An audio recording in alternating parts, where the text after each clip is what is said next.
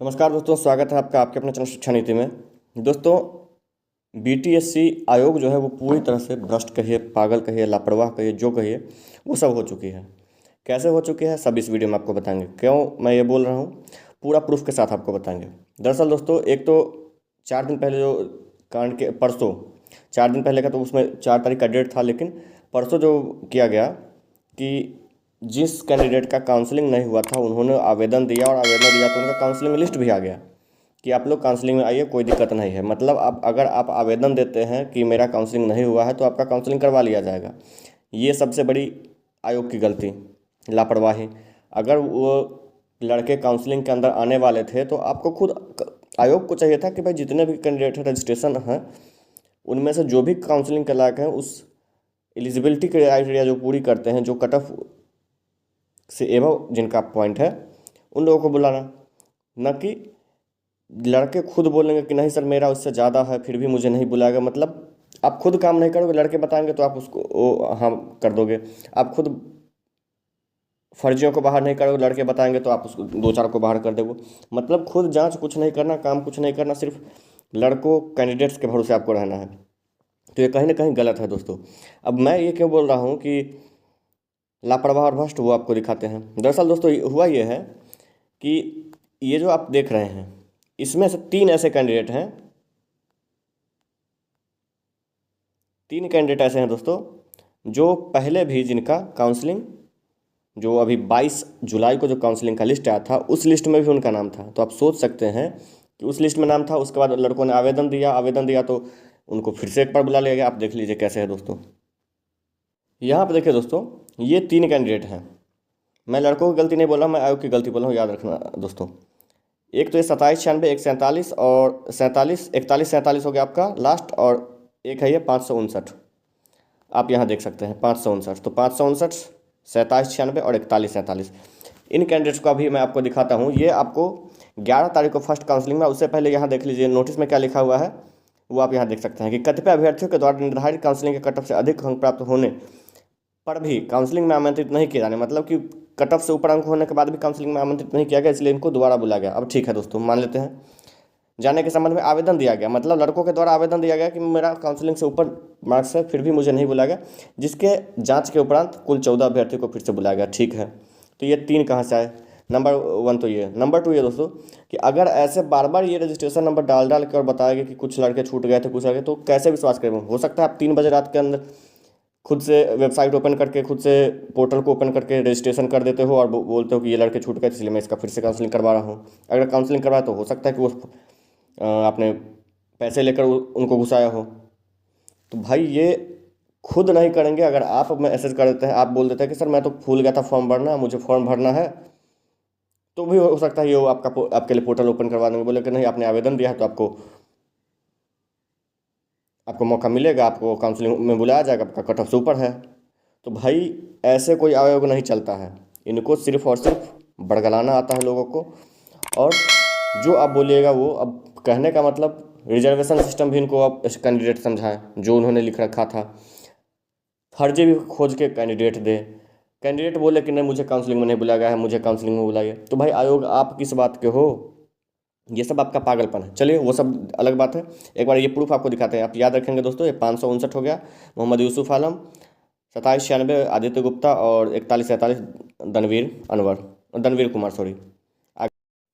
तो दोस्तों आपके स्क्रीन पर आप यहाँ देख सकते हैं कि ये 15559, आप देख सकते हैं 15559 ये रहा मोहम्मद यूसुफ आलम। ये देख सकते हैं ये आपको 22 तारीख वाला जो था काउंसलिंग वाला, वो है। आप देख सकते हैं यहाँ 22/7/2022, तो उसमें भी इनका नाम है। ठीक है, अब देखते हैं 27/796। ठीक है दोस्तों, आप देख सकते हैं यहाँ दोस्तों आदित्य गुप्ता करके है यहाँ 22/796। और इसी तरह एक और है कैंडिडेट। मतलब दोस्तों जो कैंडिडेट यहाँ काउंसलिंग 22 वाले में जिनका लिस्ट में नाम है उन्होंने भी आवेदन कर दिया, उनको भी बुला लिया कि आप फिर से आ जाओ काउंसलिंग में, कोई दिक्कत नहीं है। तो ये क्या चल रहा है आयोग में, ये सोचने वाली बात है। आप लोग समझ सकते हैं। 2 को मैंने प्रूफ दिखा दिया, एक और है वो भी आप खोज सकते हैं, कोई बड़ी बात नहीं है। ये मैंने डेमो के तौर पर आप लोगों को दिखा दिया है।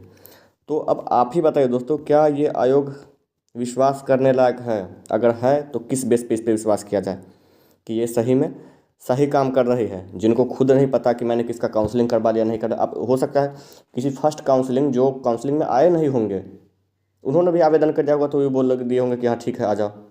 मतलब जो फर्स्ट काउंसलिंग जो हुआ था 2020 में, 20 और 21 के बीच में, 15 दिसंबर से लेकर और 11 जनवरी 2021 के बीच में, हो सकता है कि उनमें भी कई कैंडिडेट्स नहीं गए होंगे, वो भी देख लें अच्छा अब दोबारा से बुला रहा है तो उन्होंने आवेदन कर दिया, उनको ये बुला लिए होंगे। या फिर वो भी हो सकता है कुछ ऐसा भी हो कि रात में 3 बजे में, रात में 4 बजे में इन्होंने रजिस्ट्रेशन करके उनको बुला लिया होगा। मतलब पैसे कैसे भी लाने हैं ये आप मैं समझ सकता हूँ, इससे ज़्यादा समझने समझाने वाली बात नहीं है दोस्तों, आप समझ सकते हैं।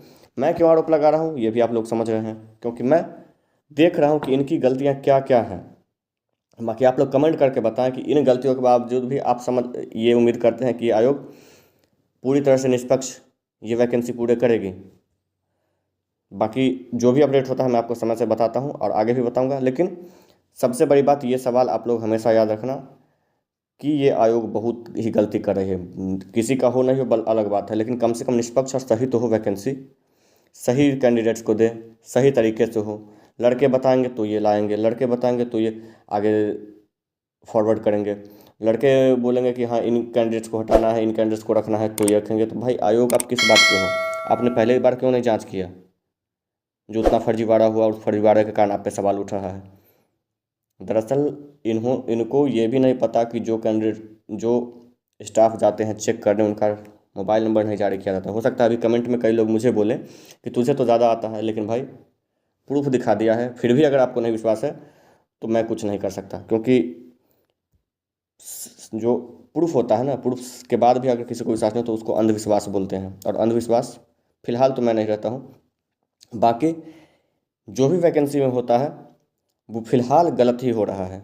रिजल्ट हम भी चाहते हैं जल्दी आए, आप भी चाहते हैं, लेकिन इस तरीके से अगर आएगा तो कहीं ना कहीं जेन्युइन कैंडिडेट्स का लाइफ बर्बाद होगा, और ये लाइफ सिर्फ और सिर्फ बीटीएससी बर्बाद कर रही है। किसी और में इसी तरह ऑप्थेल्मिक असिस्टेंट में भी हुआ है दोस्तों, मत्स्य विकास पदाधिकारी वालों में भी हुआ है। मतलब बीटीएससी कई वैकेंसीज में है। अब कुछ लोग बोलेंगे डॉक्टर वाले, तो डॉक्टर वाले में ये है कि डॉक्टर वाले में अब कैंडिडेट्स नहीं मिल रहे दोस्तों, ये प्रॉब्लम्स आ रही हैं। तो इन सभी बातों को आप लोगों को ध्यान रखना होगा, उसके बाद ही बीटीएससी पे सही दबाव बनेगा और सही तरह से ये रिजल्ट के पक्ष में आएंगे। बहरहाल सबसे बड़ी बात यह है कि ये जो मैंने अभी आपको 3 बताया, आप सोच के देखिए कि ये किस डेट के को करवाएं, क्योंकि इस डेट के हिसाब से तो इसका इनका 3 को हो चुका है काउंसलिंग, उसके डेट के हिसाब से 11 तारीख को 8 बजे उनका काउंसलिंग होना है। तो किस डेट में ये कैंडिडेट काउंसलिंग करवाएं, आप समझ सकते हैं। या तो उन कैंडिडेट को बरगलाया जा रहा है, या फिर जो कैंडिडेट्स पहले काउंसलिंग करवा चुके हैं उनके सिलेक्शन के साथ ये बरगलाया जा रहा है कि आप लोग रह रहिए, हम लोग पैसा लेके हम दूसरे का सिलेक्शन कर रहे हैं। तो अलग अलग 14 कैंडिडेट 15 कैंडिडेट का अलग अलग बुलाना है, ये कहीं ना कहीं संदेह के घेरे में है, और आयोग इस संदेह के घेरे में पूरी तरह से फंस चुकी है। और हम लोगों के अलावा कई कैंडिडेट्स ने भी ये, कई ऐसे भी हैं, आप लोग भी खोजते होंगे, कई खामियां खोजते होंगे, लेकिन कुछ लोग आवाज़ नहीं उठाते। मैं चूँकि यूट्यूब चैनल चलाता हूं तो मैं आवाज़ उठा रहा हूं, और अपने बेस पे जितना भी हो रहा है मैं कर रहा हूं। बाकी आप लोग कमेंट करके बताइए कि क्या इसमें भी मैंने गलत बोला है। अगर गलत बोला है तो आप पिघला दे